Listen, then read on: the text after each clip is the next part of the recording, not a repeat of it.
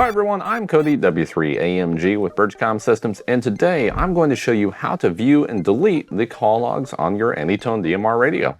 So it's really simple. All you do is click on Menu, and then we're going to go down to where it says Call Log. Select that, and you have a variety of options here. You can look at your last call, sent, answered, or missed. So we'll look at last call. We can click on that.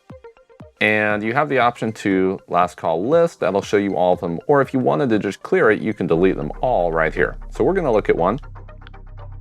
There we go. I just have one in here because I just set up this radio. But if you have multiple, let's say you want to delete one, you can just select it and click on option. Now you have a variety of different options here. But to get rid of it, just go down to delete, select that, confirm. There you go. It's gone.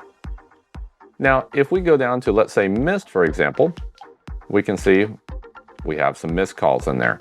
This is going to allow you to view what's happened, maybe if you were away from your radio, or you just want to go through your call logs.